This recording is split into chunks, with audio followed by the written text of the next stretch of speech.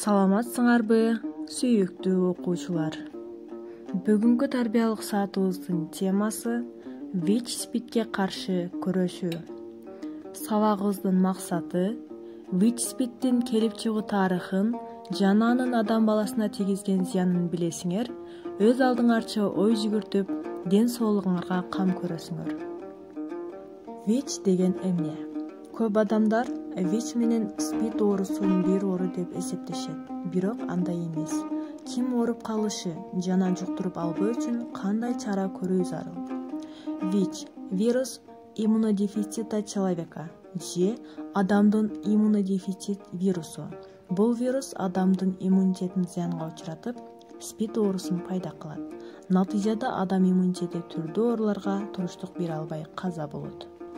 ВИЧ же АИВ адамга 3 жол аркылуу жугат. Биринчи кан аркылуу, экинчи жыныстык жол аркылуу, үчүнчү ВИЧ же АИВ менен жашаган энеден балага берилиши мүмкүн. СПИД – синдром приобретенного иммунодефицита же кабылданган иммун жетишсиздик синдрому. Иммунитет бул ар кандай зыяндуу бактерия жана вирустардан коргоочу адам организминин системасы. ВИЧ иммунитетти басаңдатып, организм түрдүү ооруларга чалдыгып, адам ооруйт. Натыйжада иммунитет өтө төмөндөп, СПИД оорусу пайда болот.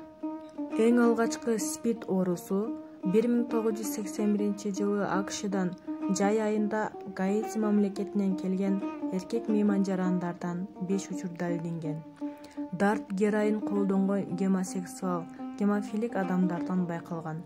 Натыйжада 1981 жылы алгачкы конференция өткөрүлүп, коңгуроо кагылган.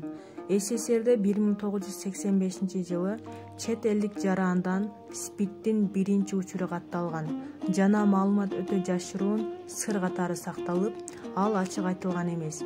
1986 жылы америкалык айым каза таап, ал иммундик жетишсиздиктен көз жумганы белгилүү болгон. Натыйжада бүткүл дүйнөлүк саламаттыкты сактоо уюму тарабынан СПИД боюнча глобалдык программа негизделген. Бүткүл дүйнөлүк СПИД менен күрөшүү күнү ар жыл сайын 1 декабрда белгиленүүчү күн. Биринчи жолу 1981 жылы 5 июнда АКШнын ооруларга көзөмөл жүргүзүү борбору СПИД деген жаңы ооруну каттаган. Алгач 4G деп аталган адамдын иммундук жетишсиздигин козгогучу бара-бара анын кабылдоосуна алып келери, аны менен ооруган адам акыры өмүрү менен кош айтышары аныкталганда гана Бириккен Улуттар уюму ушул дартка карата каршы күрөшүү күнүн 7 жылдан кийин гана жарыялаган. ВИЧ-СПИДтин белгилери же кантип билсе болот? Оорунун белгилерин бир гана жол менен аныктоо болот.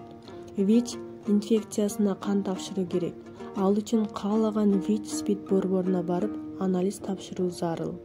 Ооруну сыртынан же кандайдыр бир белгилер менен билүү мүмкүн эмес. Бирок вирус чыккандан кийин ал түрдүү ооруларга жол ачат. Эгер адам көп ооруп баштаса, анализ тапшырып коюу ашык болбойт. Азыркы учурда бул оору менен кармашкандардын саны жер шары боюнча 47 миллионго жеткен. Биздин өлкөдө 2016 жылда алынган статистикалык маалыматка таянсак, 6554 адам ВИЧ инфекциясына кабылган.